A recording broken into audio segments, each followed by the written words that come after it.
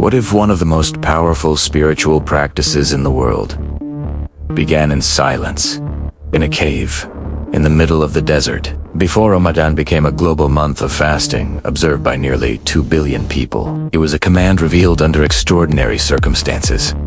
No loud proclamations, no grand ceremony, just revelation.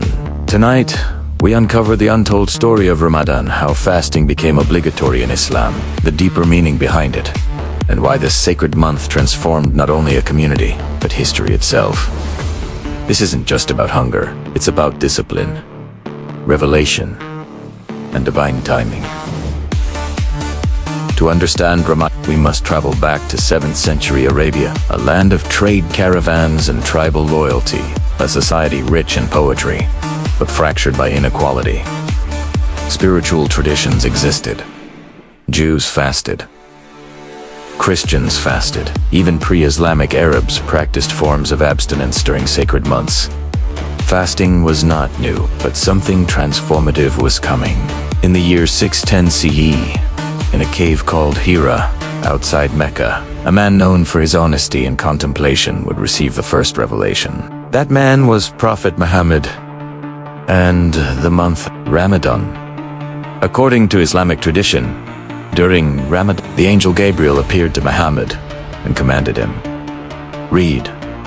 This moment marked the beginning of the Qur'anic revelation. Ramadan was no longer just a month on a calendar. It became the month of divine communication. 4 years after that first revelation, the early Muslim community grew slowly. They faced persecution, boycotts, exile. Fasting at this stage was practiced, but not yet in the structured, obligatory form known today.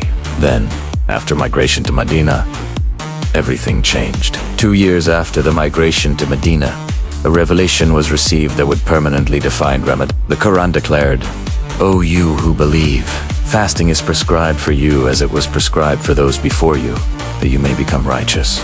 This was profound. Fasting was now mandatory during the month of Ramadan for adult Muslims, with specific exemptions for illness, travel, and hardship. But why make it obligatory? Because discipline builds community, and revelation was shaping a new civilization. The fast was from dawn until sunset.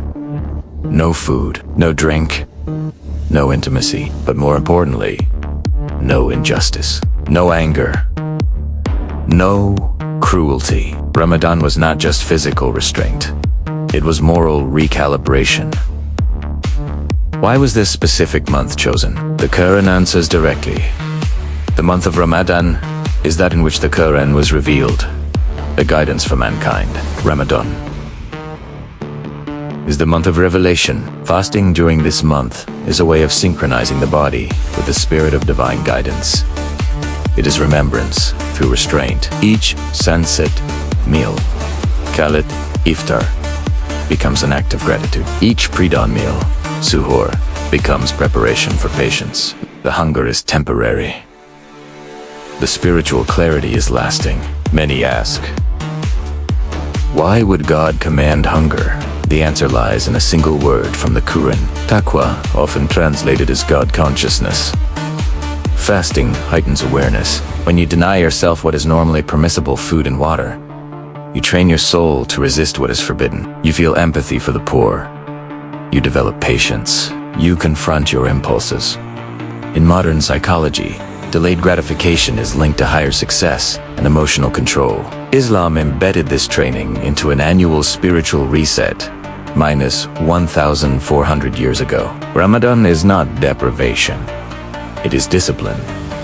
It is detox for the soul. Today, Ramadan is observed by nearly 2 billion Muslims worldwide, from Indonesia to America. From Nigeria to Turkey, cities change rhythms. Night prayers fill mosques. Charity increases dramatically. In fact, studies show that charitable giving spikes significantly during Ramadan. Families reconnect. Communities gather, hearts soften. And at the end of the month comes Eid al-Fitr, a celebration not of indulgence, but of completion. Completion of discipline. Completion of gratitude. Completion of revelation. But here is the deeper question.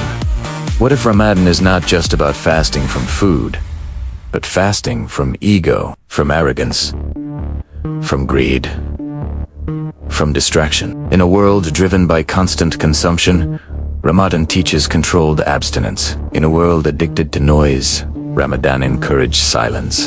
In a world obsessed with the self, Ramadan redirects attention to the divine.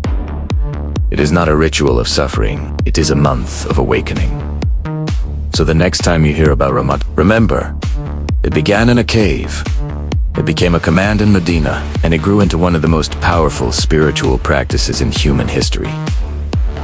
The untold story of Ramadan is not just about law, it is about transformation. If you found this journey insightful, like the video, share it, and subscribe to Hidden Behemoths, who ask for more deep explorations into faith, history, and the unseen forces that shape our world.